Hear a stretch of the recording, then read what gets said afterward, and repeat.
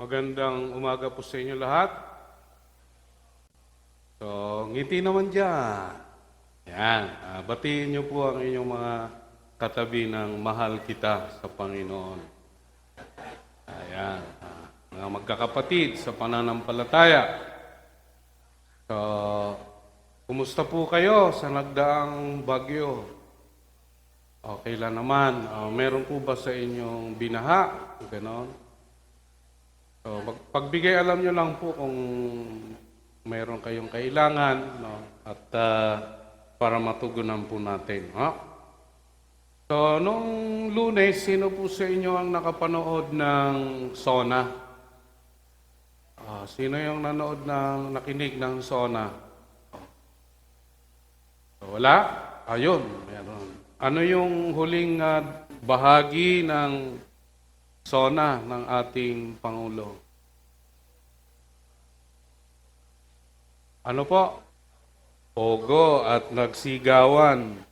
At ang laman niya doon, sabi po ng Pangulo ay, aming nakita at narinig ang inyong mga daing at mga naging bunga nitong pogo sa ating bansa. Kaya nga naman ay hereby, sabi, akin na nga pong pinatitigil ang operasyon ng pogo. Palakpakan ngayon. So, hanggang buwan na lang ng Disyembre. Pero, sa pagkawala nun, mayroong mapaapektuhan, no? At sabi nga nila ay 42,000 workers ang madi-displace at mawawalan ng trabaho. No? So, ang Senado hanggang ngayon ay nag-iimbestiga to justify na tama ang alisin ang pogo sa ating bansa. At hindi na tinalakay yung inaantay din ng iba, yung patungkol anya sa Saudi Bill at saka divorce law. Oh? At tinalakay yung sa West Philippine Sea. So bakit ko nga ba binanggit po yung? Kasi bilang pong mga mananampalataya, tayo mga Pilipino, dapat nag-obserba tayo sa kalagayan ng ating bansa. Lalo na sa larangan ng hustisya. No? At sa mga comments ng mga nakarinig at doon sa social media, ay naroon ang kanilang galit, ang kanilang pagkadisgusto sa naging bunga nitong pogo. So, kaya gusto na nilang alisin. So, nagkakaroon sila ng mga minsan paghatol, lalo na sa mga involved po rito. Ngayong umaga, ang ating pong tatalakayin bilang bahagi ng kanyang simbahay, pananampalataya at pagpapawalang sala. Kasi po, sa panahon, nauuwi na lang dun sa aral na sobrang pagpapahalaga doon sa grace o kagandahang loob ng Diyos, na pinatawad na ng Diyos ang tao, so kahit anong gawin niya, okay na yun kasi pinatawad na siya eh. So, elected niya siya, pinili siya ng Diyos. Pero hindi yun ang ibig sabihin ng salita ng Diyos. At yun yung pong ating pong pag-aaralan sa umagang ito. So, yung justification, yung pagpapawalang sala, iyan po ay hindi ho sa termino na dahil ikaw ay Kristiyano na, yung justification mo ay natapos na. Proseso po at makikita natin mamaya kung sinasabing the righteous shall live by faith. Anong ibig sabihin noon? So, yan. So, ang pagpapawalang sala, yan. Ito po ang tawag ng mga propeta at mga apostol. So, pag yung mga aral na yan, itinuro po yan ng mga apostol, mga propeta, sa pagpapatawad na ginagawa ng Diyos sa nagkasala sa Kanya. So, yun yung pagpapawalang sala o pagpapatawad sa mga nagkasala sa Diyos. At dito ay kasama ang lahat. Kasama po tayo bilang mga nilipi ni Adan. So lahat tayo mula sa lipi ni Adan. Sabi po ma? So, sapagkat tayong lahat ay nagkasala. Pag sinabi pong lahat ng nagkasala, hindi po ito patungkol doon sa original sin o yung killing sa pagkakasala. Kaya nga po ang ibig sabihin ni Pablo, yung may nagkasala na, halimbawa yung tanggol, meron na bang kamalayan ng bata sa pagkakasala? Wala pa. Pero kailangan ng Panginoong Yesus ang mamatay sa krus ng Kalbaryo upang lahat ng mga nilipi ni Adan ay kanyang ipawalang sala. Lahat po ay nagkasala. Amen po ba? Sabihin nyo nga sa katabi mo, nagkasala ka rin katulad ko. Lahat po tayo. Pero yung mga sanggol, wala pa yon. So, ang kasalanan po natin ay hindi yung kasalanan ni Adan, no? Hindi po kasalanan ni Adan yung ating minana. Ang minana po natin ay ano? Killing o yung sinful nature. Yung laging killing sa pagkakasala. So nagkakasundo po ang lahat ng mga Kristiyano sa katotohanan ito na ang lahat ng tao ay nagkasala. Kaya lang po ay ang iba ay naging extreme na hindi nila nakita yung ibig sabihin ng pagpapawalang sala ng Diyos. Kaya po, merong mga iba't ibang denominasyon na nagsasabing, kahit anong gawin natin, dahil tayo ay pinawalang sala na ng Diyos, okay lang na magkasala. Okay lang na magpatuloy dahil pinawalang sala na tayo ng Diyos. So hindi sila magkakaisa ng paniniwala kung sino ang may kakayahang manampalataya upang ito ay magkamit ng pagpapatawad at pagpapawalang sala ng Diyos. Kaya po yung sobrahong aral doon sa grace, may mga hyper grace ngayon na pag ikaw ay tumanggap sa Panginoon, ikaw ay ligtas magpakailanman. Totoo ba yan? Once saved, always saved? Hindi po. Kaya nga sa mga denominasyon, ikaw ay pinili na ng Diyos kahit anong gawin mo. Ligtas ka. Ang iba naman ay huwag na tayo mag-evangelize kasi may mga pinili na anya ang Diyos na mapapahamak at may mga pinili na ang Diyos na maliligtas. Ganun ba ang Diyos? So kaya po yung mga sobrang karunungan, yung mga gnostikong paniniwala na wala na ang ililigtas lang naman anya ng Diyos, yung ating kaluluwa. Hindi na yung ating laman dahil ang laman ay corruptible, corrupt siya. Ay hindi po, kaya nga tayo inaatasang magpakabanal. Dahil tayo, kung pinapawalang sala ng Diyos, tiyak na kung nauunawaan natin ang kagandahang loob ng Diyos, tayo nga mabubuhay ng ayon sa kanyang kalooban. Kaya nga po ito yung ating susuriin upang maging maliwanag sa bawat isa kung anong ating pinapaniniwalaan at itinuturo sa atin dito sa JFCM. Sa gayon, tayo ay magkakaisa sa paniniwala at pagtuturo tungkol sa kabutihan at kagandahang loob ng Diyos. Doon po sa aming mga araw-araw na devotion. Lahat ng makikita mo sa mga sulat ni Pablo ay lagi niyang inuukit sa puso ang kagandahang loob ng Diyos. Kapag naunawaan yung kagandahang loob ng Diyos, doon natin maunawaan yung pagpapawalang sala ng Diyos. Kaya ang mga Kristiyano sa ating panahon, halimbawa, sabi ng worship leader, ang itaas natin ng kamay, tayo sumamba, sumigaw, ang iba bantulot talaga kahit anong gawin mo. Tuod. Hindi nila manamnam ang pagpapahalaga ng pagsamba. Kaya po, tayo mga Kristiyano, dapat hindi natin tinatakalan ang Diyos. Ako ay mananampalataya sa iyo sa ibang bahagi lang ng buhay ko. Ang gusto lang natin, kapamaraanan ng pananampalataya ay bilang Panginoon, huwag mong pakikialaman yung bisyo ko. Sasamba ko sa iyo. Pero huwag mong pakikialaman yung ginagawa kong kasalanan. Ayan po yung nangyayari ngayon. Yung pagpapawalang sala ay nakamtanan nila. So, kahit anong gawin ko, ako ang magmamaniobra sa buhay ko. At yun yung Kristyanismo sa ating panahon. Pero wala naman sa JF Bangal yan. Amen po ma?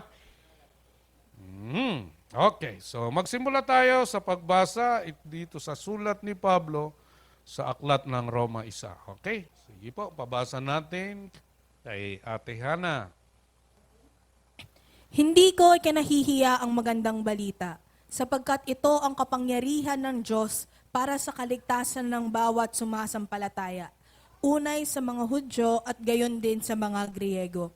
Sapagkat ipinapakita ng magandang balita kung paano ginagawang matuwid ng Diyos ang isang tao. At ito ay sa pamamagitan ng pananampalataya buhat sa simula hanggang sa wakas. Tulad ng sinasabi sa kasulatan, ang itinuring na matuwid ng Diyos sa pamamagitan ng pananampalataya ay mabubuhay. Okay, so noong Reform days, itong talata na ito yung nagpabago kay Martin Luther, na the righteous shall live by faith. No? Kaya ho nagkaroon ng Protestantism dahil po dito sa kanyang nabasa na ang matuwid ay nananampalataya ay nabubuhay dito sa pananampalataya. Kaya para kay Pablo, nung pinasok niya ang Kristyanismo, naunawaan niya yung kagandahang loob ng Diyos. Yung pagkatawag sa kanan ng Diyos. Kaya iniwanan niya ang lahat eh. Dito po sa particular na talatang ito, yung sinasabi niya na hindi ko ikinahihiya dahil naintindihan niya ang gravity o ang kagandahang loob ng Diyos. Yung bunga nito sa kanya, yung maunawaan niya ang magandang balita ng Panginoon. Anya ito ay ano po ang magandang balita? Ano po? Kapangyarihan ng Diyos. Para saan? Sa kaligtasan. Kaya lang po sa ating panahon, masyado na hong binibigyan ng emphasis yung pagre-relihiyon. Pero hindi naunawaan ang ibig sabihin ng magandang balita. Kaya ho, nung panahon ng mga sa Roman Empire, kapag nakita kang hindi sumamba kahit dun sa rebulto ni Caesar, papatayin ka, kukulong ka. Kaya mga Kristiyano nung araw, kapag hindi ka lumuhod, patay ka. Kaya sabi ni Pablo, hindi ko ikinahihiya. Bakit marami hong mga Kristiyano nung panahon na yon ang pinugutan ng ulo? Ang nalalathala lang, alam natin si Paul, pero marami po mga pinugutan ng ulo dahil hindi nila ikinahihiya ang Ebanghelyo. Bakit marami ang nagsuffer na tinuhog at ginawang ilawan, ngunit hindi nila dininay ang Panginoong Yesus? Ginagawa silang sulo. O yung mga kabataan, kayo ng Saint Paul, the Apostle of Christ. Di ba, ginagawa silang sulo sa mga daraanan, sumisigaw, at sila ay binubuhusan ng kung ano man yun, kung wala mang gasolina nung araw, maari ng tar, at sinusunog sila. Hindi nila ikinahiya ang magandang balita. O ang mga Kristiyano noon, merong mga palabas, yung mga gladiator, yung napanood nyo yung gladiator. Yung palabas noon, tuwang-tuwa sila na ang mga tao ay nilalapa ng mga leon. Sino ang isinuburon ng Emperor Sinero? Mga Kristiyano, dahil pinaratangan na siyang nag-umpisa ng sunog doon sa Roma. Pero hindi nila dininay, ikinahiya, sapagkat yon ang kapangyarihan ng Diyos para sa kaligtasan. Kaya ho, ang pananampalataya ho, kailangang subukin kung ito nga ay totoo o peke. At yun ay sa pamagitan ng mga karanasan, pag-uusig, pagsubok sa buhay na ito. Kasi po may mga Kristiyano sa ating panahon na Kristiyano lang po sila kapag sila ay pinagpapala.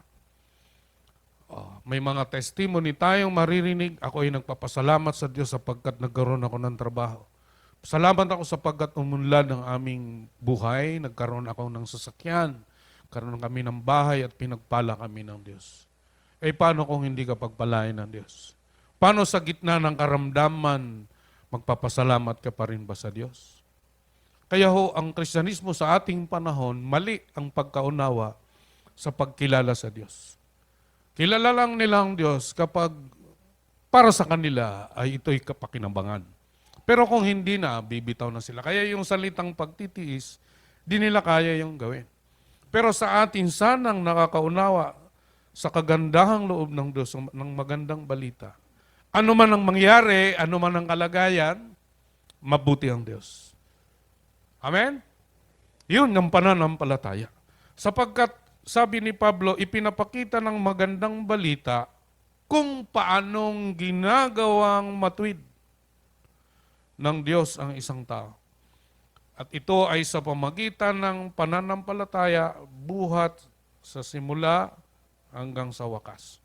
Tingnan natin ang ibig sabihin ng buhat sa simula hanggang wakas. Kasi parang mapapansin mo, makikita mo, sa simula lang, wala kang in-between, ay ano yung buhay mo? So, sabi nga ni Pablo, yung itinuturing na matuwid ng Diyos, sinong magtuturing na matuwid? Ang Diyos. Sa paanong pamamaraan? Sa pamagitan ng pananampalataya. So ano yung pananampalataya? So tingnan natin sa Hebreo o sa saling original, ang binabanggit po diyan yung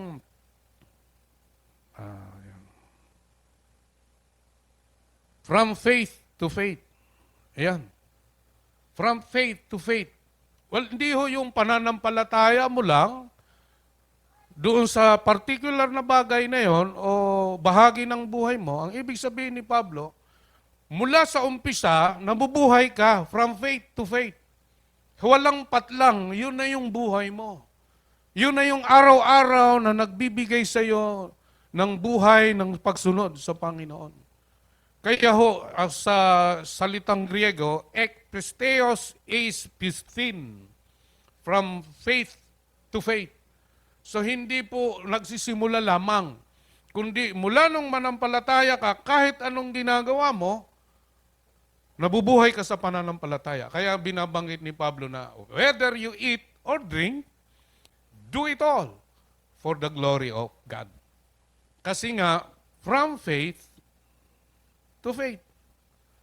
So hindi po may pagkakamali na ikaw ay mananampalataya lamang sa particular na bahagi ng buhay mo, pero pagdating doon, sa isusuko mo ang sarili mo, ang pride mo, ang ginagawa mo, tatakalin natin ng Diyos. Hindi tayo susunod. Hindi yun ang ibig sabihin ng pananampalataya.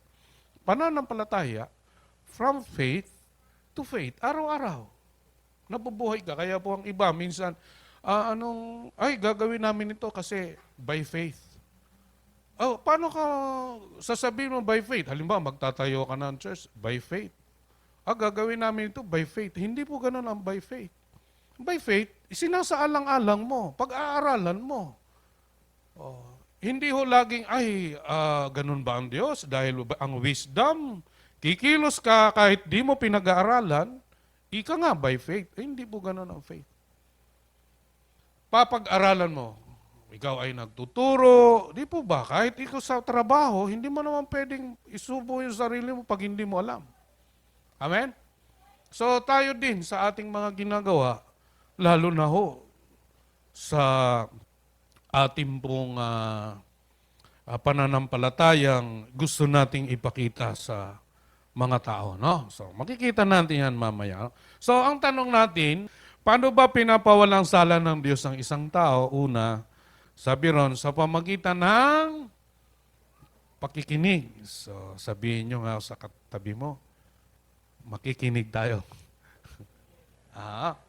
Makikinig tayo. Saan? Sa magandang balita. So, andun lang naman. Binabanggit ni Pablo kung paano yung magandang balita na kailangan pakinggan.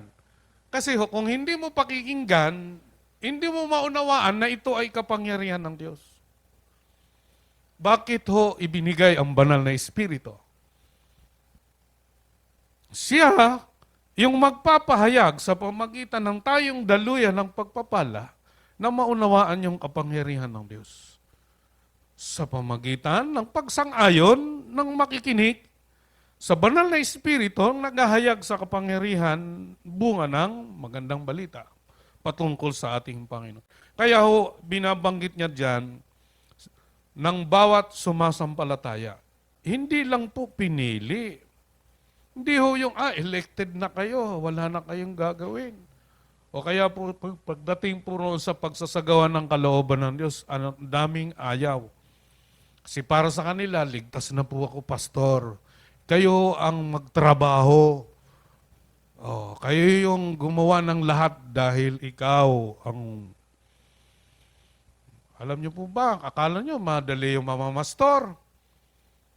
Ako po, buti pa sa... Hindi ko sinasabing ayaw ko, ha? Gusto ko to at maging kagalakan kong maglingkod sa Diyos. Kaya lang, kung sa construction ng pag-uusapan nyo, I don't know, may mga sa construction dito. Sa amin, pag hindi namin gusto yung contractor, bibigyan namin ng warning. Ako, bilang akong supervisor, pag hindi ko gusto yung ginagawa ng foreman, yung recommend ako, tanggalin na lang yan. Wala akong masyadong sakit ng ulo. Pero po sa church, lahat pakikisamahan mo. Merong sumasang-ayon sa'yo, merong hindi. Tama po ba? Oo. Kaya kung tayo ang lahat ay nagmamahal sa Diyos, kahit anong paggawa sa atin ng Panginoon sa pamagitan ng kanyang iglesia, walang reklamo. Kasi alam natin ang kapangyarihan na nagpabago sa buhay ng tao. Kaya yung pananampalataya dapat sinusuri. May pagbabago ba sa buhay ko? Kung halimbawa, yung testimony ay nung ako ay binata pa, ba naalala mo nung binata ka pa? Pero nung mga testimony, hindi na po ako naninigarilyo, hindi na po ako umiinom.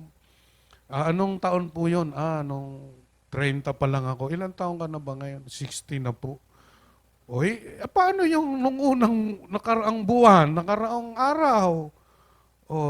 Naalala yung 30 years, pero yung ginawa ng Diyos, yung pagbabago sa buhay niya, hindi niya malaman. Kaya po, from faith to faith, ay sinusuri. Ito pong gagawin ko ito ay nabubuhay ako sa pananampalataya. Kasi nga mahalaga yun sa atin. No? So, ayan. Hindi ko ikinahiya ang magandang balita. Yun yung Ibanghelyo. Kaya nga tayo nag-iibanghelyo eh. Kasi nga naroon na yung bigatin. Naroon na yung kaatasan ng Panginoon sa mga alagad na ang bawat isa'y makasumpong ng kaligtasan. Nang bawat isa'y sumampalataya. No? Paano nga bang sasampalataya ang mga nakakarinig? Kasi sabi ron sa pamagitan ng pakikinig. So anong sinasabi ni Pablo sa Roma 10? Pakibasa? Soundcheck. Roma 10 verses 14 to 17. Paano naman sila tatawag sa Kanya kung hindi sila sumasampalataya? Paano sila sasampalataya kung wala pa silang napakinggan tungkol sa Kanya? Paano naman sila makakapakinig kung walang mangangaral sa kanila? At paanong makakapangaral ang sinuman kung hindi siya isunugo? Tulad ng nasusulat, o kay gandang pagmasdan ang pagdating ng mga nadadala ng magandang balita. Ngunit hindi lahat ay sumunod sa magandang balita, gaya ng sinulat ni Isaias. Panginoon, sino ang naniwala sa aming ibinalita? Kaya't ang pananampalataya ay bunga ng pakikinig, at ang pakikinig naman ay bunga ng pangangaral tungkol kay Kristo. So kaya po tayo mga kapatid bilang mga kabahagi at nakipag-isa sa Panginoon Hesus na inilagay sa kanyang iglesia ay inaatasan. Kaya tayo may mga pagsasanay, pero hindi naman pagsasanay na kailangang tapos ka ng expository preaching. Kasi ang buhay mismo natin ay katibayan ng mabuting balita. Amen po ba? Kahit po, John 3:16 lang ang alam mo. Dahil yun yung pananampalataya na sa iyo ay nagligtas at patuloy na nagsasagawa ng kanyang kalooban, kaya ho nating mangharal, no? O magpahayag nito. Kaya po, para kay Pablo, kung ating unawain, meron pong tinawag. No? At yun po ay yung, ano sabi doon? Kung ang mga ngaral ay isinugo. O, kaya po sino yung may karapatan lamang sa mga tao na mangaral para sila ay makarinig at sumampalataya. Tamang doktrina, tamang ebanghelyo. Kaya nga doon sa evangelism ng isa sa ating kapatid, sabi po nung isa, ay, iglesia po ako ni ano. Sabi na lang na, okay, kung iglesia ka, pero mag-igihong pakinggan mo itong mabuting balita. No? Hayaan, trumabaho yung banal na espiritu. Sa atin naman kasi, ang maghayag lang So, ang banal na espiritu. So, kung mapakinggan nila. Kaya ho, yun, merong dapat tatawag sa Panginoon. Kaya lang, yung tatawag ay siyang dapat sumasampalataya. Kaya lang, paano naman sasampalataya ang isang tao kung wala naman siyang mapakinggan tungkol sa kagandahang loob ng Diyos, ang ginawa ng Panginoong Yesus. Hindi po pwedeng, ay pumunta po kayo sa church, nangangaral po ko sa inyo kasi aircon ng aming church. Nangaral po kami kasi magaganda yung aming pong worship team.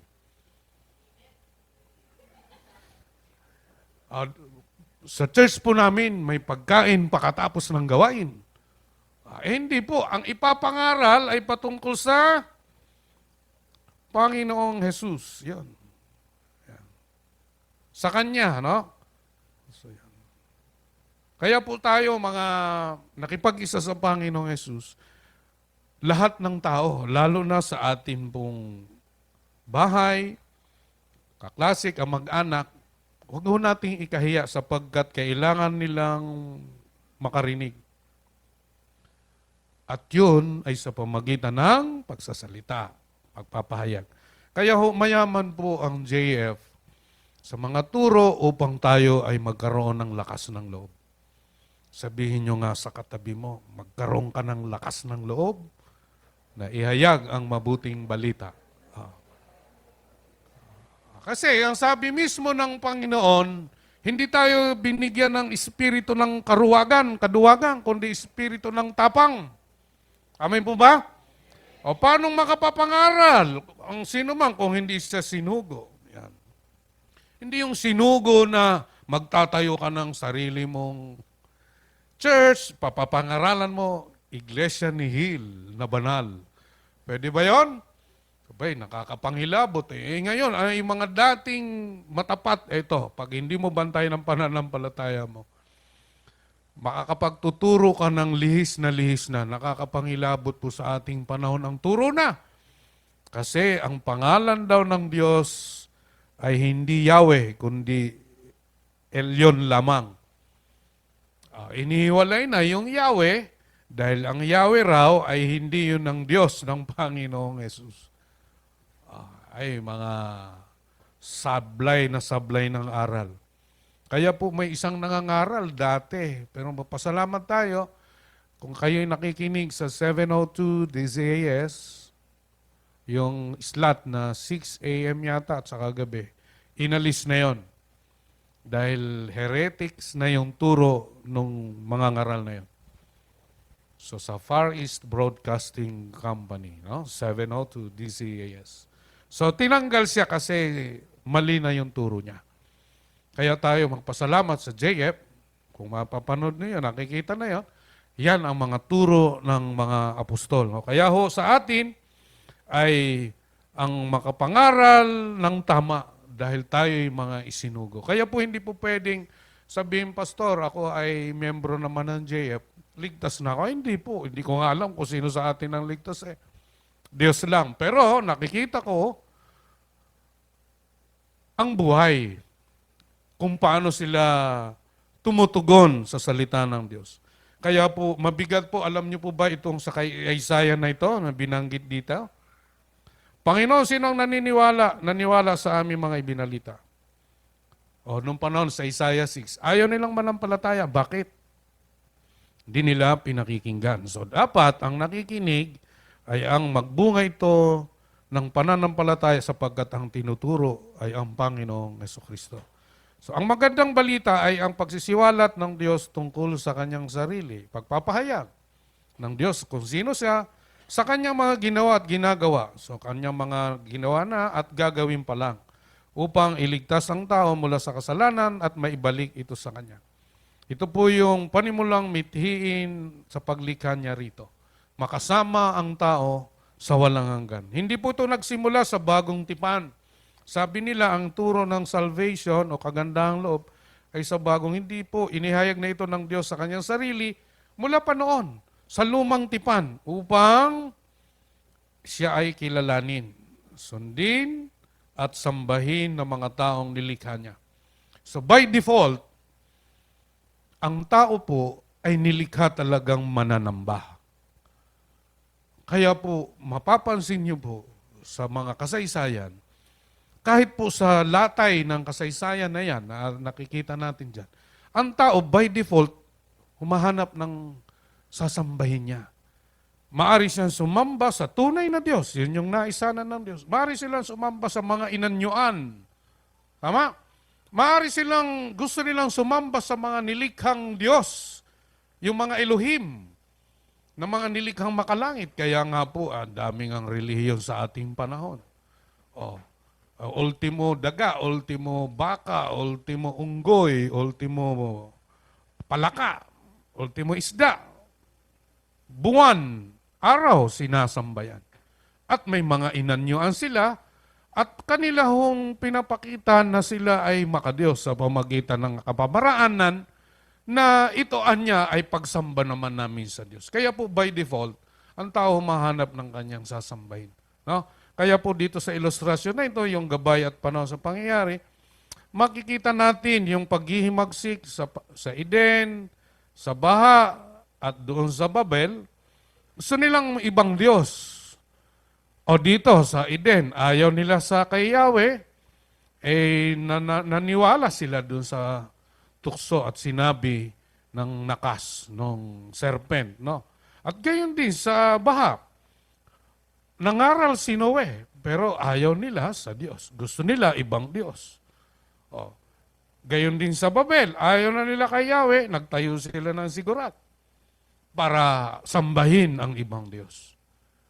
Pero hindi ho kailanman babaguhin ng Diyos na ang pagkilala sa Kanya ay sa kapamaraan ng gusto nila. Lagi pong ang gusto ng Diyos asyang mangyari. Sa ating panahon, iba't iba yung sabi nga natin, ang iba kahit mananampalataya na kuno, pero hindi nila mabigyan ng totoong pagsamba ang Diyos. Kayamanan, edukasyon, trabaho, kahit asawa, mga anak, ay nagiging hadlang sa pagsamba nila sa tunay na Diyos. Kaya ho, ang pananampalataya at kaligtasan o yung kagandahan ng loob ng Diyos ay merong mga nangaligtas nung panahon na yon. Sina Ruth, sino pa? Rahab, po ba? Ang sila ho'y nakatanggap ng pananampalataya at kaligtasan. Di pa natin alam ang iba na hindi naman inilathala. So kaya po, dito po sa ilalim na ito, ang lahat ng mga hindi nanalig sa Diyos ay titiyak. Ay tiyak yung pangalawang kamatayan o yung pagkawalay sa Diyos, yung lawang apoy. Kaya ang inaasahan ng Panginoon ng lahat ng tao sana'y mapunta rito. So ang ginawa ng Diyos, inialay niya, inihandog na ang kanyang anak. Pinagtiisan niya ang Israel para lang isilang yung Mesiyas. Para matuto silang sumamba sa Diyos. At siya yung exact representation upang ang tao ay masumpungan nila ang tunay na pananampalataya sa Diyos.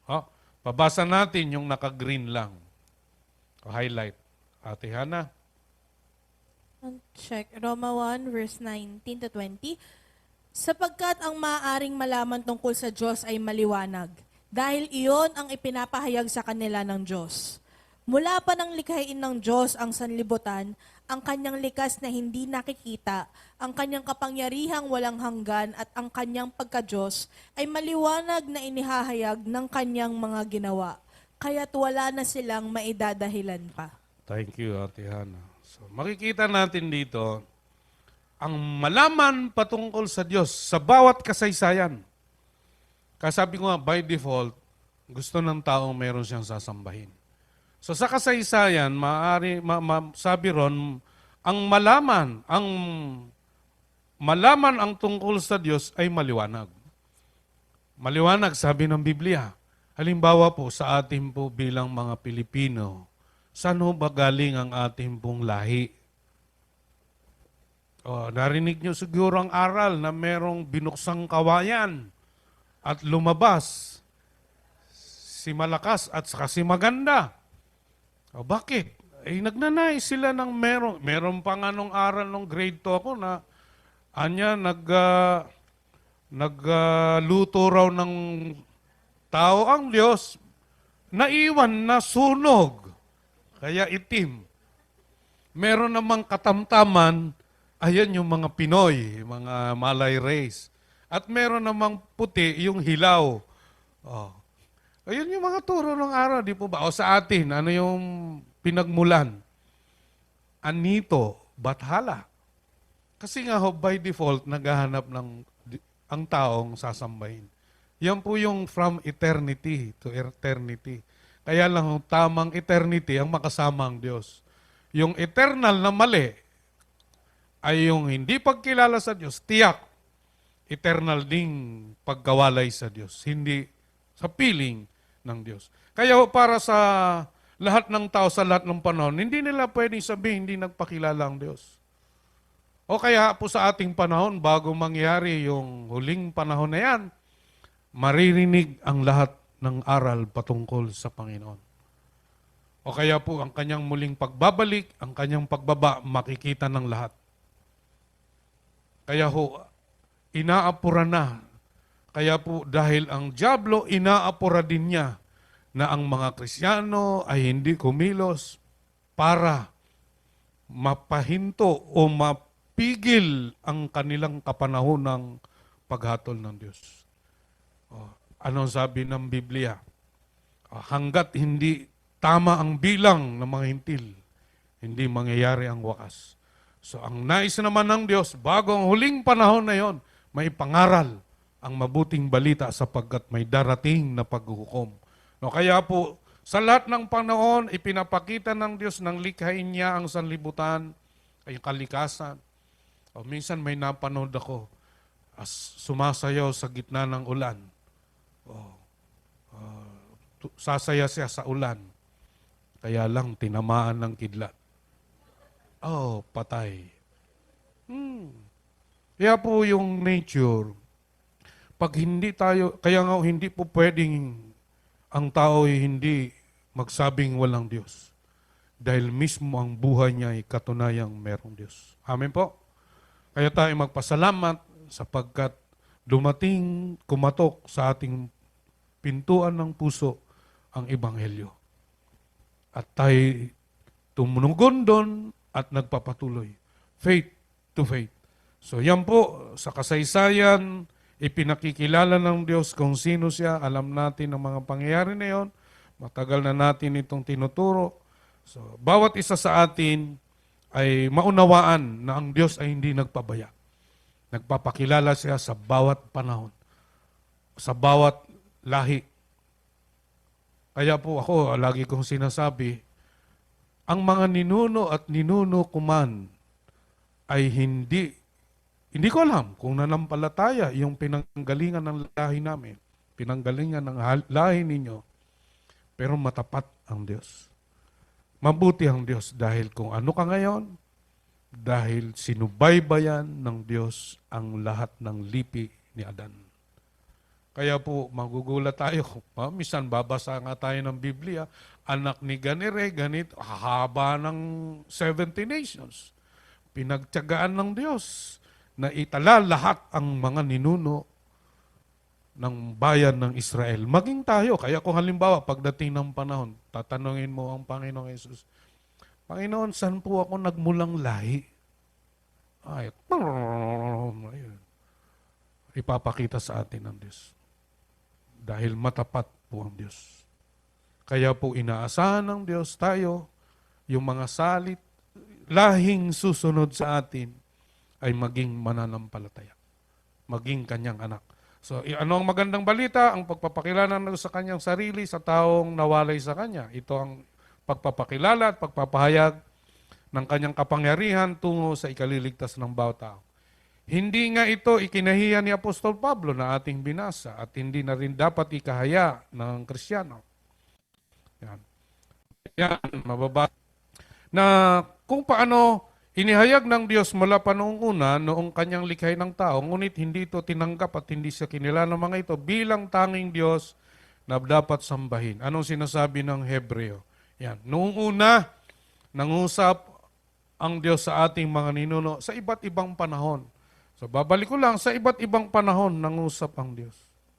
Ang dami niyang tinawag ng mga propeta.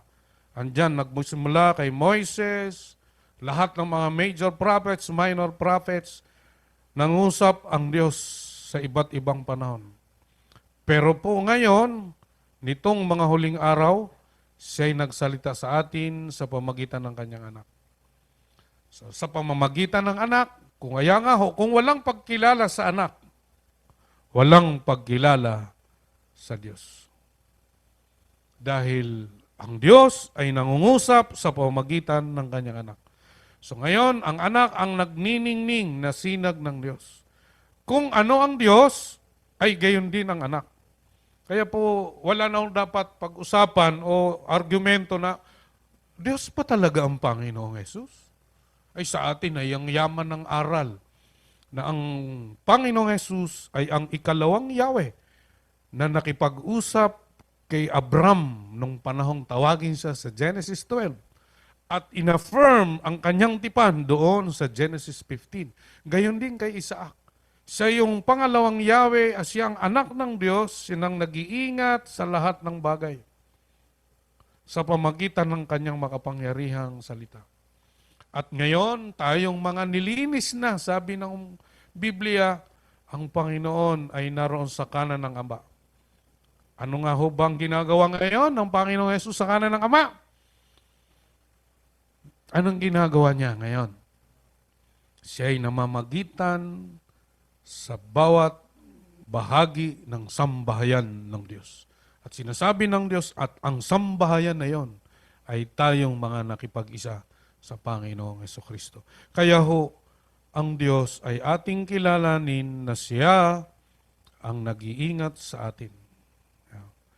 Sabi ron, sa pamagitan ng kanyang kapangyarihang salita. Kaya po, hindi sa anupaman mahalaga sa Kristiyano ang magbulay-bulay ng salita ng Diyos.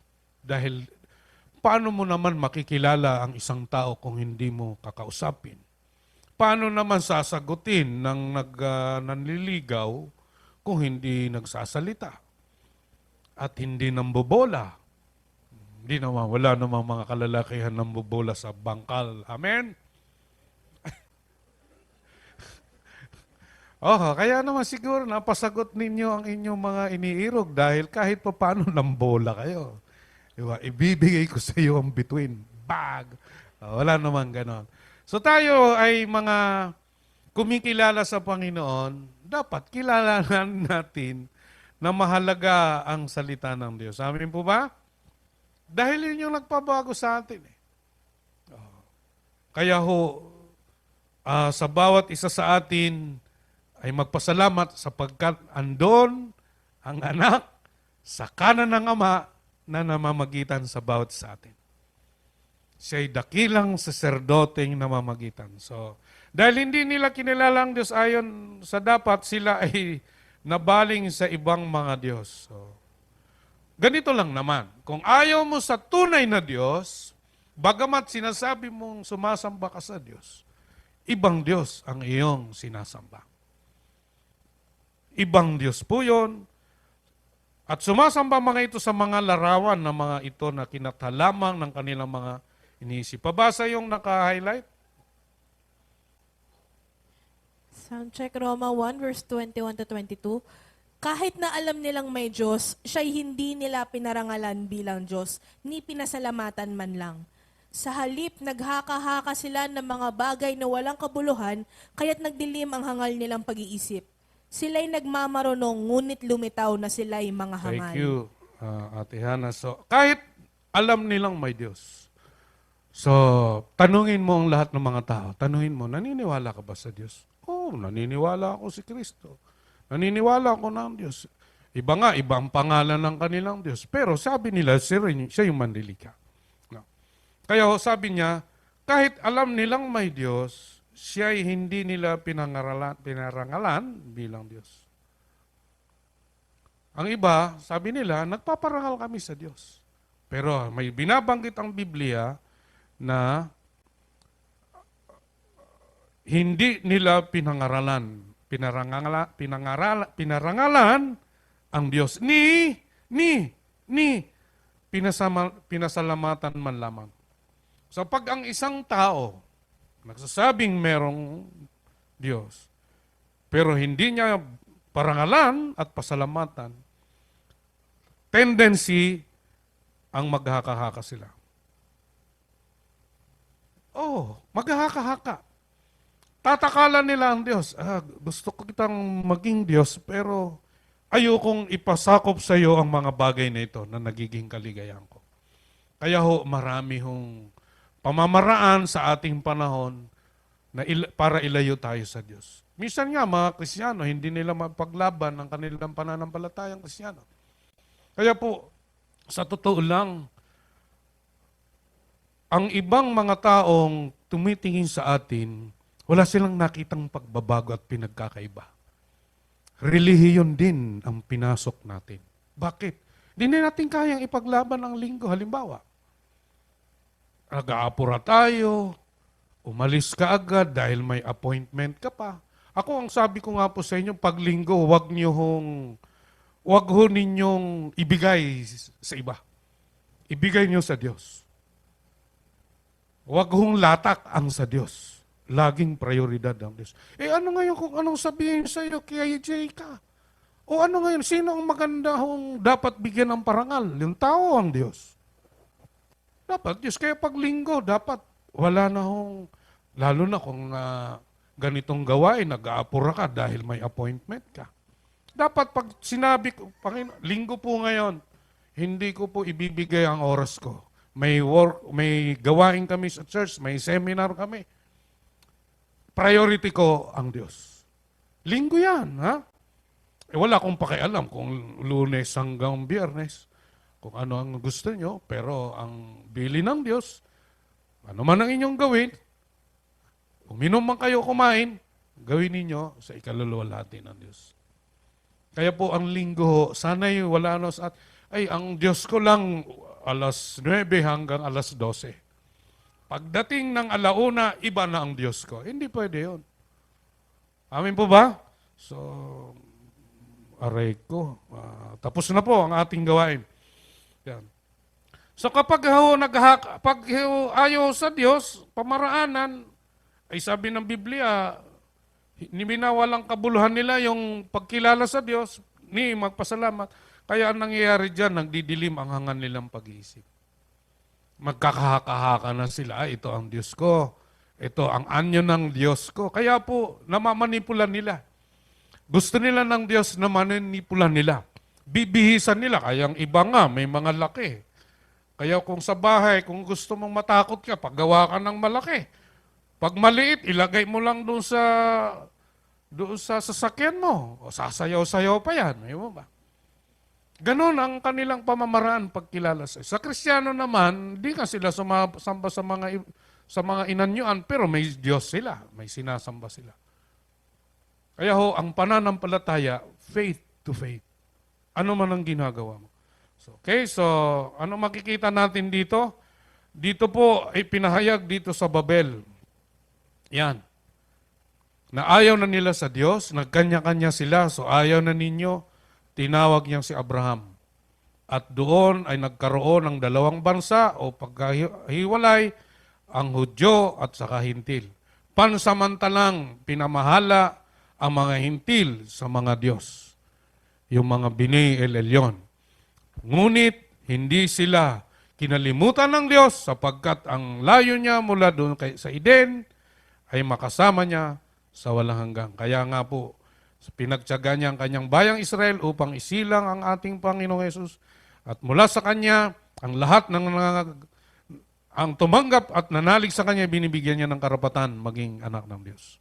Kaya dahil dito ay pinabayaan na lamang sila ng Diyos sa kanilang mga gusto. So tingnan natin yung talata na yan. Okay? So asa na yun? Ito. Pakibasa yung verse 23 lang. Verse 23, tinalikuran nila ang kaluwalhatian ng Diyos na walang kamatayan, at ang sinamba nila ay mga larawan ng mga taong may kamatayan, ng mga ibon, ng mga hayop na may apat na paa, at ng mga hayop na gumagapang. Dahil po roon sa kanilang paghahaka-haka na walang kabuluhan, tinalikuran ang kaluwalhatian ng Diyos na walang ang sinamba nila ay mga larawan. Ano yung anyo nila? Ito ang Diyos ko. Maganda ang tangos ng ilong, kinis ang mukha, ang mata ay... Nung araw, nung meron akong picture, no? Pag gumaganon ako, nakatingin sa akin. Napansin niyo ba yung araw? Yung paniniwala mo na yun ng Diyos, pag gumanong ka, nakatingin pa rin sa'yo. Pero nung tiningnan ko naman yung larawan ko, pag gumanon ako, tinitingnan din ako ng larawan ko. Di po ba ganon? So, ang tunay na Diyos, sinasamba siya sa Espiritu at katotohanan. Wala hong anyo. Hindi mo siya pwedeng lagyan ng anyo kasi maging ang lupa, ang langit, ay siya'y naroon. Hindi mo siya pwedeng ihambing na ikaw ang Diyos ko. Ay, nilikha rin mo yan. Ginawa mong Diyos. Ay, karumal-dumal po yan sa Diyos eh. Hindi gumawa ka nga lang eh. Ayaw na ng Diyos. Eh, kung pupunasan mo pa dahil may rayuma ka. Ay, nung araw, ang hilig ko dyan. Ay, sa payat ko kasi, nung araw, pupunas ako, ilalagay ko rito. Nananampalataya naman ako ng pagagalingin ako. Ayun yung dati nating kapamaraanan, pero salamat sa Diyos at itinuro sa atin yung maluwalhati ang Diyos na siya ay sambahin sa Espiritu at katotohanan. Kaya po, tayong mga nanampalataya sa Panginoong Yesus, siya ang author ng ating pananampalataya. Kung walang pagkilala sa Diyos, sa Panginoong Yesus, walang pagkilala sa Diyos. Kaya po ang iglesia ay inaasahan na ipakikilala ang Diyos sa pamagitan ng Panginoong Jesucristo. Panghuli, paano ba pinapawalang sala ng Diyos ang isang tao? Sa pamagitan ng pananampalataya sa Diyos na ipinakikilala ng mabuting balita. Una, yung pakikinig. Ngayon, yung pananampalataya na. Ayan, yung faith to faith na binabanggit natin. So sabi diyan, sa pamagitan ng pananampalataya, buhat sa simula hanggang sa wakas. Ekpisteos is pistes. Faith to faith. Kaya po ang pananampalataya, uulitin ko po, ay pagsunod at pag-asam na ginagawa niya yung nais ng Diyos. Hindi po pwedeng parsya lang. Dapat sa araw-araw ng buhay. Halimbawa, pag alis natin dito mamaya, ayan, sasagupain na natin yung hamon ng buhay, tukso, mga inaalok ng sanlibutan. Anong pananampalataya mo, Panginoon? Pasensya ka na, sa linggo na lang uli ako mananampalataya sa iyo. Ano yung pinasok mo? Relihiyon. Kaya laging araw-araw, pagising mo sa umaga, unahin mo siya. Kaya po, ginagawa natin yung dawn meditation and prayer para tulungan kayo. Piliin po natin na unahin siya Ano yung oras na pwede mo siyang unahin? Kasi kung minsan gigising ka ng alas 8, alas 9, maririnig mo na yung ingay ng grinder. Sa kapitbahay mo, naririnig mo na yung sinasaway na yung ng lola mo o ng ina mo. Kung nandyan ang lolo mo, lola mo, sinasaway na yung anak mo. At tapos may kumakatok na, tao po, yung naniningil po ako ng monthly dues. Ayan na, marami na. Naaagaw. Kaya po, ginagawa natin yan, hindi para magbida. Pakitang tayo'y banal. Hindi po. Sekreto po talaga ng Panginoon, unahin ang kanyang kaharian at katwiran. Paano mo naman magkakaroon ka ng karunungan at kaalaman kung ang naunang nakita mo ay mga problema ng bayan, road rage, yung mga mga pinapanood natin, YouTube, kung ano-ano, na kung saan ay wala hong kapakinabangan. Pinupulot lang tayo ng mga balita, mga naririnig, nababasa. At hindi po yun makakatulong sa atin. So dadalhin tayo doon sa maling pangunawa ng buhay. O madali kang magalit, madali kang mag-react. Kasi hindi mo nasasala ang damdamin mo at yung damdamin ng iba. Ang tingin mo ngayon, may paglalagyan ka. Magagalit ka dahil ayaw mo sa taong yon, dahil gusto mong taong yung katulad mo. Ay hindi naman po pwede yun. Kailangan natin ng karunungan mula sa Diyos sa pamagitan ng kanyang salita na nagpapabago sa atin. So, ang pagsisiwalat at pagpapakilala ng Diyos sa tao ay kalahati lamang ng suliraning pangkaligtasan. Yung pagpapakilala, yung grace, kalahati lang po yun. Hindi ibig sabihin na dahil sa kanyang kagandahang loob ng Diyos, ang lahat ng tayo maliligtas. Sana. Kaya lang hindi. Merong bahagi ang tao.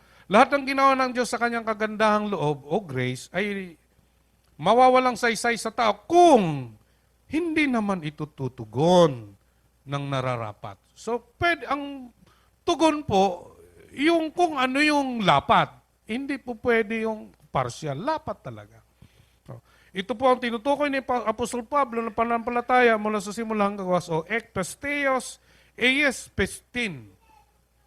Mula simula hanggang wakas o from faith to faith sa wikang Ingles. Kung ang kaligtasan ay pinagkaloob ng Diyos sa pamagitan ng kanyang grace, ito naman ay natatanggap ng tao sa pamagitan ng kanyang faith, hindi grace lamang, hindi faith lamang ang ikaliligtas ng tao. Dapat na magpanagpo ang dalawang ito tungkol sa ikaliligtas at ikababalik ng tao sa Diyos. Halimbawa, itong pen, ito yung kagandahang loob ng Diyos. Hawak ng Diyos yung kagandahang loob. Halika nga dito, anak. Ikaw, Kim, halika rito.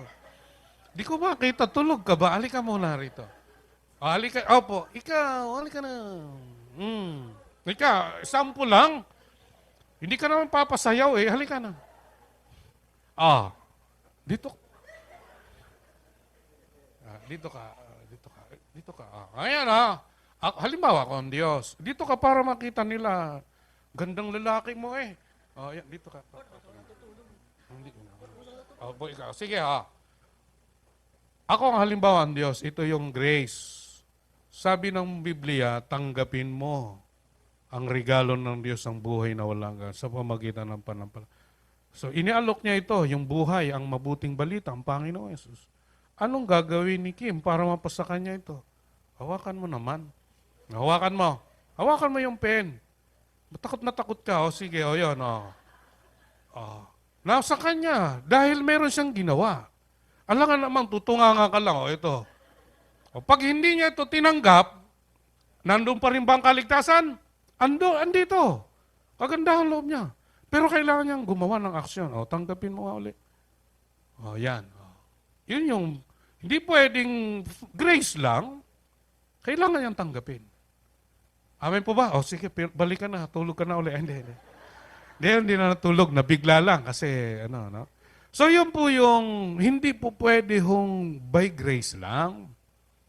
Kailangan mong tanggapin. Amin po ba? Naintindihan niyo po ba? Na hindi po tayo, opo, nabubuhay tayo sa grace, pero kailangan mong kumilos. At pag tinanggap mo ito, pagyamanin mo. Isabuhay mo.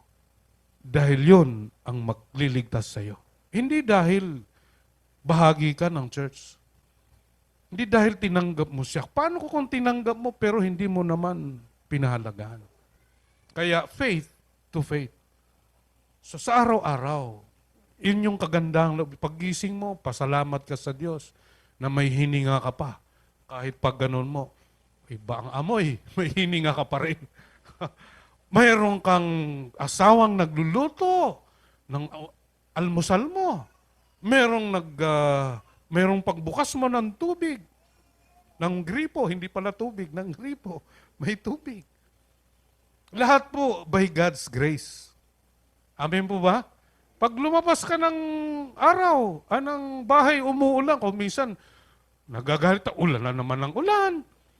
O, kami mga pastor, bilang overseer, lahat ng mga pastor na hawak ko at may instruction ng aming national overseer, si Pastor Raim. Kumustahin ninyo ang mga pastor? Kumusta ang kanilang mga miyembro kung mayroong nabaha? So meron mga binaha talaga. Pero yung mga taga Nueva Ecija, ang sagot nila kay Pastor Ronald, Pastor, nagpapasalamat po kami sa Diyos sa Karina. Bakit? Ay, wala ho kaming tubig, umaasa kami sa ulan. Umaasa sila sa ulan. At kung tayo naman ay nakaranas ng pagbaha, huwag ko nating sisihin ng Diyos. Kagagawa ng tao yan eh. Ay, ang bundok ay wala ng mga puno. Ay, mga estero. Ako, minsan, matalagang mamumuhi ka. Ultimo, yung tagalinis ng kalsada tagiliran, ipapasok doon sa... nakita ka na ba? Oh, naglinis nga. Ayun namang sinando o yun sa daspan, iuhulog doon. Wala rin. Oh. Tapos sa mga nagmamaneho, di ba, Kuya Sherwin o Kuya Elder Jess, mamaya, kaganda-ganda ng biyahe mo, biglang may nagtatapon sa bintana. Kaganda ng sasakyan, pero yung nasa loob, nagtapon ng basura sa kalsada. Tapos ang sasabihin nila, anong kapilosopuhang sasabihin nila? Kung wala na kami tatapon, wala nang trabaho yung kaminero. Ay, mga kapilosopuhan, ano? So, yun. So, ang labis na pagtuturo ng grace na walang faith ay nagbubunga na sa mga taong Kristiyano kuno, ngunit hindi naman nananampalataya at sumusunod sa Diyos. Ang pananampalataya ay katiyakan kung merong pagsunod. Sabi nga, pananampalataya ay laging may pag-asa at pag-aasam. At yun ay tinatrabaho. So ang kakulangan naman nito ay nagbubuo ng Kristyanismong nasasalig at umaasa sa mga sariling gawang mabuti at self-righteousness. Ito tuloy ay nagiging hadlang upang marinig nila at matanggap ang mabuting balita. Kaya po kung ang isang Kristiyano ay kanyang pipiliin lamang ang kanyang pakikinggan at hindi niya itutuntunin ang aral na ito, bagamat siya'y sumasang-ayon, hindi yon tunay na pananampalataya. Dahil ang pananampalataya ay hindi nakasalig sa gusto niya, kundi nakasalig siya sa gusto ng Diyos. Alam niyo po, minsan sa atin, pag a-attend ka lang ng gawaing pagsamba, a-attend ka lang ng Bible study, may pressure. Meron ka agad na parang ayoko eh. Kaya nga, ang maganda sabi ng mga komentarista, kapag ayaw mong magbasa ng Biblia, yan yung panahon na kailangan mong magbasa. Kapag nakakaramdam ng hindi ka anais mong manalangin, yan ang panahon na dapat mong panalangin. Kumilos. Dahil talaga hong lisya ang kalooban ng Diyos sa ating kalooban. Kaya merong pagtitiis, merong pagsisikap dahil ang kaharian ng Diyos ay sa mga taong susunod sa Kanya. Alalahanin natin ang tayo'y nasa sanlibutan. Ang tayo'y nasa sanlibutan at ang naghahari rito ay ang Diyos ng sanlibutan. Pero sa dami ng mga tao, naglagay siya ng iglesia rito. At mula sa karamihan, inilabas siya at dinlagay sa kanyang katawan, sa kanyang iglesia. Pero tayo'y namumuhay sa sanlibutan. Kung tayo nga'y mamamayan ng langit, pinaghaharian tayo ng Diyos. Ang ating iniisip, ating mga pangarap, ating mga layunin sa buhay, ibabanggal lagi sa layunin ng Diyos kung saan siya naghahari. Kaya magpasalamat tayo dahil sa gitna ng likong mundong ito, naglagay ang Diyos ng iglesia. Para tayo ay alagaan, ang tayo ay tipunin, palakasin, at bigyan ng karunungan at kaalaman. Habang tayo'y naghihintay sa pagbabalik ng Panginoong Jesucristo. So ang pagliligtas ng Diyos, grace at faith, ang paraan ng Diyos mula pa kay Adan hanggang wakas. So from Adan hanggang sa huling milenyong panahon ng milenyo, grace at faith ay hindi magkahiwalay. Kaya bago ang huling paghukom, ito yung tingnan natin. Ha? Pakibasa lang yung verse 13. Yan. Pahayag chapter 20, verse 13. Abo. Verse 13, iniluwa ng dagat ang mga patay na naroroon. Iniluwa din ng kamatayan at ng daigdig ng mga patay ang mga nakalagak sa kanila. Hinatulan ang lahat ayon sa kanilang mga ginawa. Pagkatapos ay itinapon din sa lawa ng apoy ang kamatayan at ang daigdig ng mga patay. Ang lawa ng apoy ay ang pangalawang kamatayan. Itinapon sa lawa ng apoy ang sinumang hindi nakasulat ang pangalan sa aklat ng buhay. So ito man, sa kaya po sa i-desire natin ang tayo ay mamuhay ng may pananampalataya at pagsunod para makasama tayo dun sa rapture. Kasi kung hindi, ano mangyayari? Ang hirap mong mamuhay nang alam mong inuusig ka at papatayin ka. At sa panahon na yan, nung bago ang rapture, biruin mo kung wala kang tatak o ano man yon, hindi ka makakabili. Ng anumang kailangan mo, magtatago ka. Yung tinatawag nilang Anya 666, di po ba? Mangingibabaw ang Antikristo. Pero kung hindi ka naturuan ng pagdurusa, ng pagtitis at pagtsatsaga, na ang Diyos ay mabuti, sa lahat ng panahon, anumang sirkumstansya ng buhay, bibitaw ka. At doon sa aming pinag-aaralan, si Pablo ay mawawasak ang kanilang barko. Siya lamang, maging si Lucas, ang sabi ni Lucas, mukhang mamamatay na kami. Pero si Pablo, buhay sa kanya, hindi niya nalilimutan ang aral at ang utos sa kanya ni Yahweh, ng Panginoong Yesus. Ikaw ay magpapahayag sa Roma. So, ano man ang mangyari sa buhay, ang Diyos ay laging may layunin.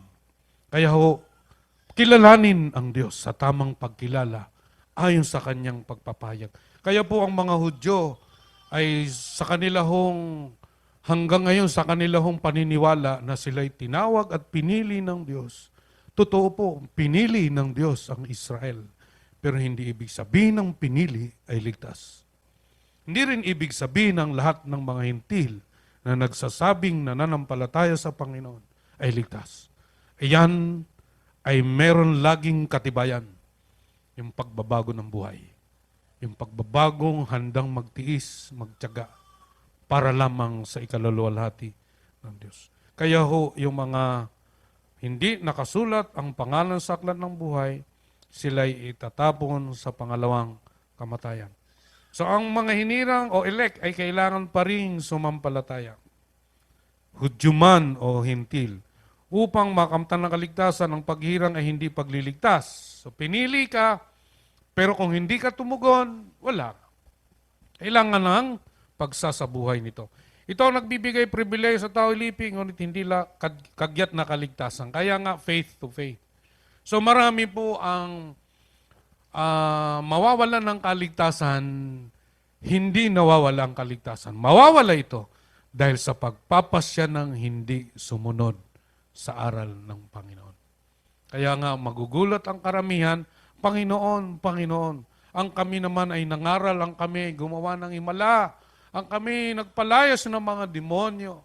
Ngunit sabihin sa kanila ng Panginoon, lumayas kayo, hindi ko kayo kilala, mga tagagawa ng kasamaan. Hindi lahat ng mabuti ay mabuti. Kailangan ang mabuti ay ayon sa pamantayan ng Diyos. Oh. So, tingnan natin ang naka-highlight lang, ate. Efeso chapter 2 verse 13. Ngunit ngayon, dahil sa inyong pakikipag-isa kay Kristo Jesus, kayo na dati malayo sa Diyos ay inilapit sa pamamagitan ng dugo ni Kristo. So tayo, ngunit pinili, hindi pinili, ngunit napili rin. Kaya po si Pablo, binibigyan niya ng pagpapahalaga yung pananampalataya ng Hudyo at ng Hentil na kailangan ay nakipag-isa kay Kristo Jesus. Kasi ang mga Hudyo, gusto nilang kilalanin ng Diyos sa kanilang kapamaraanan. Binabanggit ng Roma 10, 1 hanggang 3. Sabi nila, alam ko ang gusto ng mga Hudyo. They are zealous. Sabi niya, maigting ang kanilang kagustuhang maging makadiyos. Dangan nga lamang ayon sa kanilang kapamaraanan at hindi sa kapamaraanan ng Diyos. Ayaw nilang kilalanin ang Panginoong Jesus. Kaya nga ho, sa atin din mga hentil na itinuring na mga Hudyo sa espiritual, tayo ay nakipag-isa sa Panginoong Jesus. Tayo dating malayo sa Diyos, ngunit tayo'y inilapit sa Diyos. Merong nangangaral diyan din sa kabila. Patapusin mo muna ako, Brad, ha? Okay po. So, ano po ang nais po ng Diyos sa atin? Tayo'y dating kaaway ng Diyos. Ngunit tayo'y inilapit ng Diyos at tinuring na kaibigan. Ano yung sabi sa kanina sa awit? Yung king meron. Bago yun, ha? Bagong awit yun. Ha? So, ano po? Mamaya na lang, no? Baka abutin pa tayo ng 10:00, no? Ngunit ngayon, o sabihin nga po sa inyong katabi, ngunit ngayon, ikay nakipag-isa sa Panginoong Yesus dahil sa kanyang dugo o buhay. Kaya po tayo magkakapatid sa pananampalataya, tinuring na mga anak ng Diyos. So ang pagliligtas ng Diyos, mapakikita natin sa Roma 9, pinili ngunit di naman naligtas. Ito ay yung mga Hudyo. Sige. Roma chapter 9 verses 1 to 5. Ako'y nagsasabi ng totoo sapagkat ako'y tagasunod ni Kristo. Hindi ako nagsisinungaling. Ang aking budhi sa patnubay ng Espiritu Santo ay nagpapatunay na nagsasabi ako ng totoo.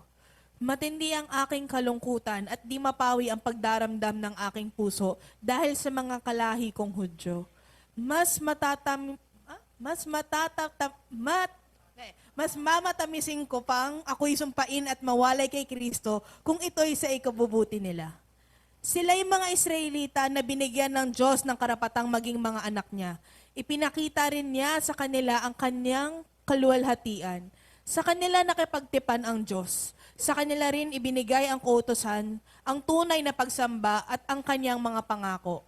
Sa kanila rin nagmula ang mga patriarka at tungkol sa kanyang pagiging tao, si Kristo ay nagmula sa kanilang lahi. Ang kataas-taasang Diyos ay purihin magpakailanman. Amen. Mapapansin niyo po yung marubdob na desire ni Pablo sa kanyang mga kababayan? Kasi galing siya doon eh. Alam niya yung plano at layunin ng Diyos, yung kagandahang loob ng Diyos. Kaya ho, sabi niya, matindi ang aking kalungkutan. Hindi lang lungkot, kundi matindi. At di mapawi ang pagdaramdam ng aking puso. Kasi desire niya talaga na makilala ng Hudyo na sila'y pinili pero kailangan nilang tumugon. Kasi sabi niya, sa buhay ni Pablo, naunawaan niya yung pagmamahal ng Diyos, yung kagandahang loob.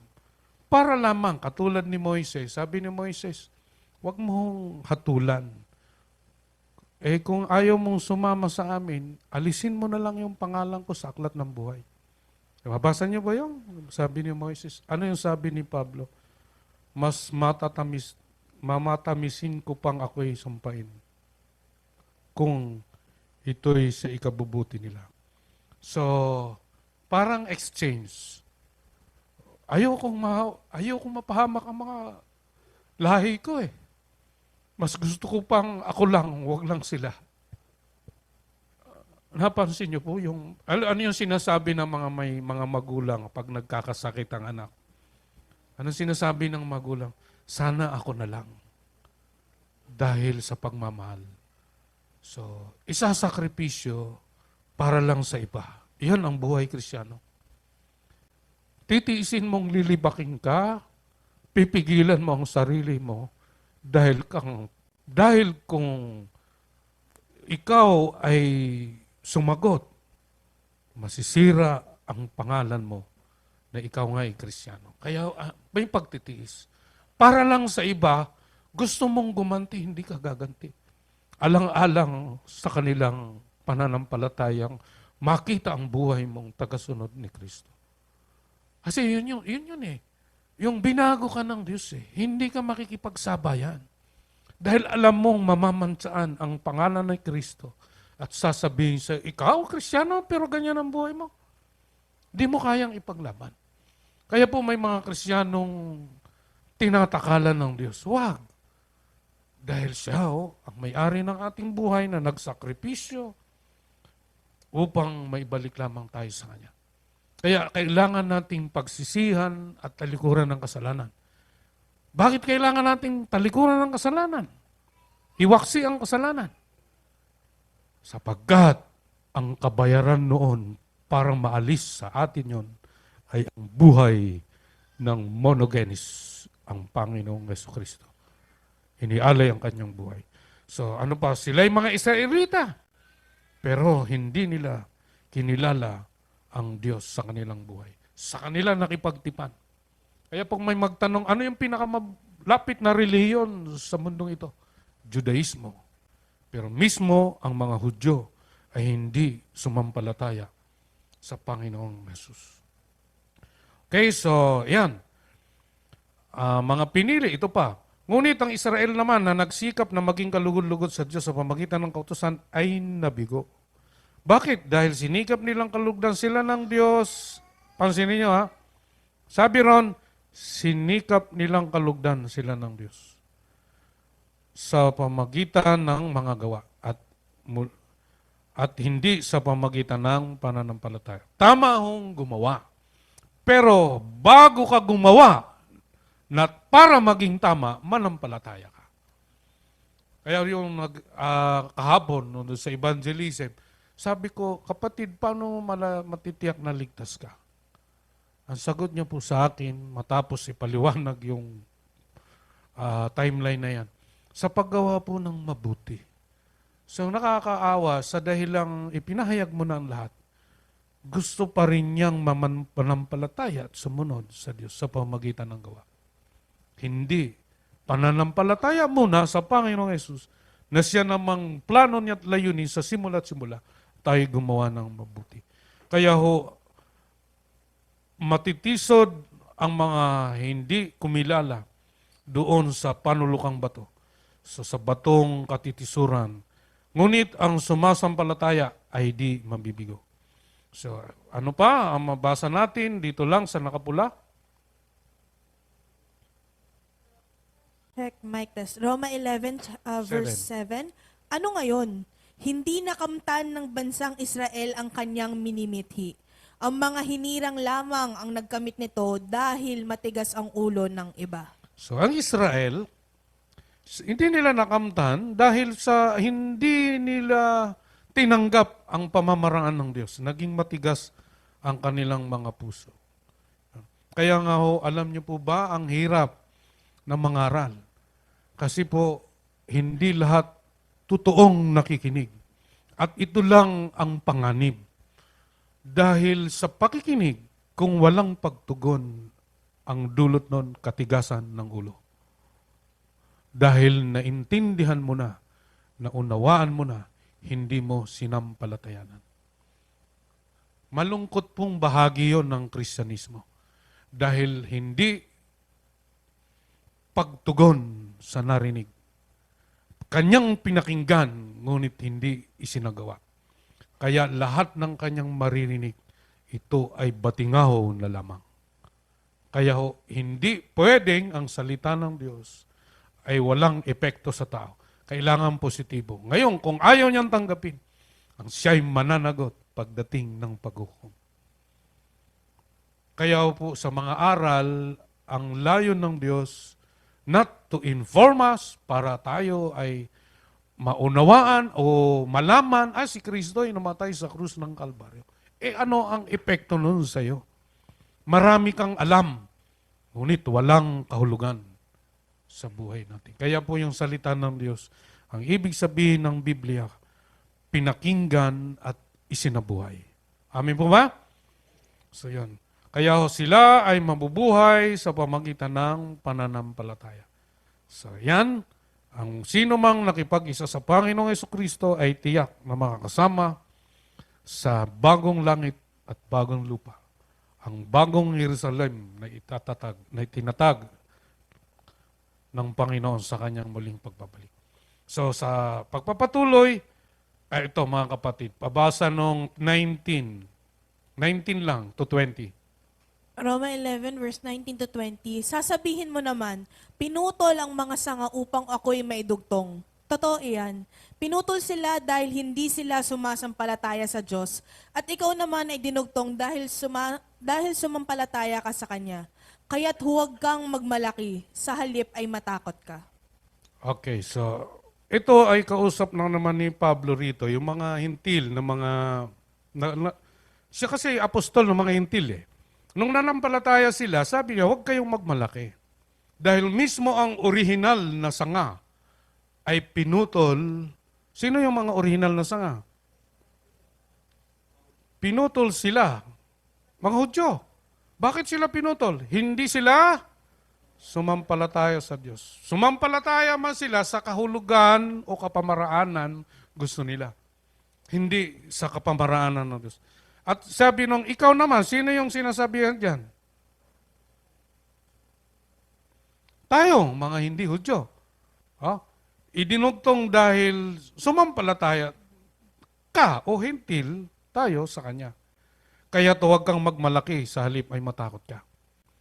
Dahil hindi pinanghinayangan ng Diyos na putulin ang sanga, ang Israel. Ikaw pa kaya na mula doon sa ligaw na sanga na inugpong sa puno. Kaya tayo ay magpasalamat sa Diyos sapagkat ang lihim na yon ay Kanyang inihayag sa mga hintil na tayo'y kasamang tagapagmana ng Panginoong Jesucristo. So asamin po natin mga kapatid, kung tayo'y nabubuhay sa pananampalataya sapagkat tayo'y pinawalang sala na ng Diyos. So sa ating pong pag-aaral, nakita natin paano ba ipinapawalang sala ng Diyos ang isang tao sa pamamagitan ng pakikinig. Pangalawa, sa pamamagitan ng pananampalataya na ipinakilala na. So naroon na, wala nang ibang naisulat, wala nang idaragdag. Lahat ay ayon na sa nais ng Diyos. Kaya po, bilang paglalagom, napakarami po ng mga labis at kulang na katuruan ngayon. Hyper grace. By grace. Kaya po ang iba ng relihiyon na lamang. So nasobrahan yung grace na ikaw ay maliligtas sa pamagitan ng pananampalataya sa Panginoong Yesus. Tinanggap mo na siya, ligtas ka na.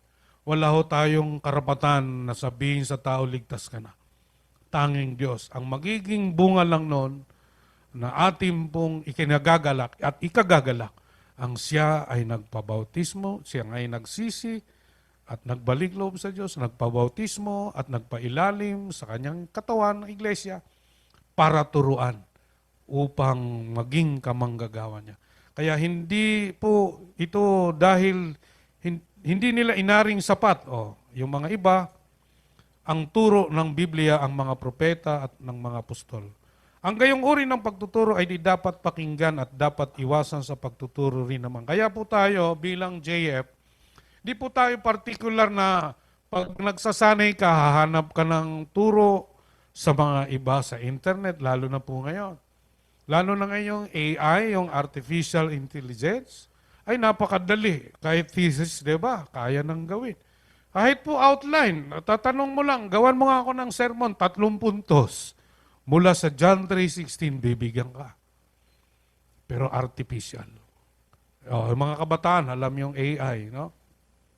So maliwanag naman ang paraan ng Diyos sa pagliligtas niya sa taong nilikha mula pa noong simula.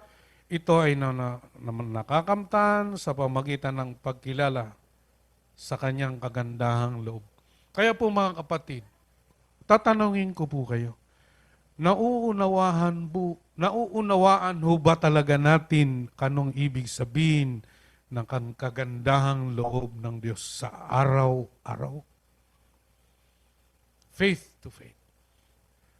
Kasi kung hindi natin naunawaan yon, maaring kung bakit hindi ka maglilingkod sa Diyos dahil ang estado ng pananampalataya mo, hindi ako mahatol, ay ganun lamang ang pagkilala mo sa Diyos. At hindi mo pagganap naunawaan ang buhay na binigay ng Panginoong Hesus, na walang ibang gawing sukdulang biyayang lahat ng puot ng Diyos sa kasalanan ay ipataw sa Kanya. Yan ang kagandahang loob ng Diyos. Ito, pwede bang umayaw, tanggihan ng Diyos ang pagpapakahirap sa krus ng Kalbaryo? Pwede. Bakit hindi niya ginawa? Kahit mahihirapan siya. Dahil ang kanyang layunin, sundin ang kalooban ng Ama para ang lahat ng tao'y maligtas sa pamamagitan niya. Yan ang kagandahang loob ng Diyos.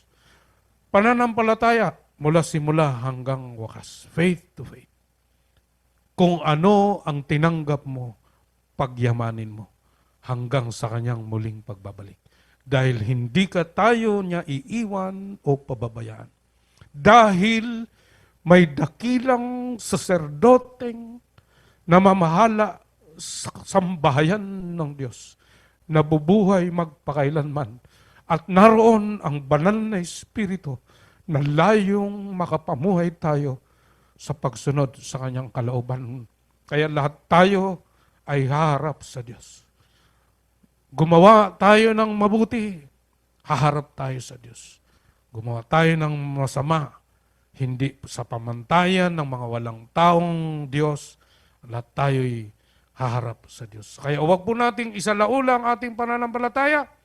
Huwag nating ipagpalit sa ibinabarartilyong relihiyon na hiwalay sa aral ng mga apostol. Kung hindi pa tayo kumikilala sa Diyos, kilalanan natin siya. At magpasyang manampalataya at magpatuloy. Kung nakakakilala naman na tayo, ating ipaglaban. Hindi po ako pwede dahil linggo ko ay para sa Diyos. Ang kaligtasang ating tinanggap. Sumama ka naman sa aming session ngayon, sa aming kasayan. Hindi po ako pwede. Kailangan marunong tayong tumanggi upang tayo'y kanilang parangalan. Upang tayo'y kanilang igalang. Hindi tayo mabibigyo, tayo ay hopernikomen. Ibig sabihin, tayo ay higit na mananagumpay. We are more than conqueror. Higit pa sa nagtatagumpay, ano man ang idating ng buhay sa atin, nahihirapan man tayo, wala, sagad man sa atin ang kahirapan, wala tayong ipon, wala man tayong bahay. Pero kung hindi naman tayo nagpursige nung panahon tayo ay may kakayahan, may kalakasan, naging kasalanan man natin yon, pero gagamitin ng Diyos yon kung positibo nating harapin. na ang lahat ng ating ginagawa, ito ay alam ng Diyos. Kaya po atin pong ipanalangin, no? Ating isagawa, na tayo ay sumampalataya sa Panginoong Yesus. Yun lang, wala nang iba. Without Him, we can do nothing. Kaya purihin natin ang Diyos sa Kanyang kabutihan. Maraming salamat.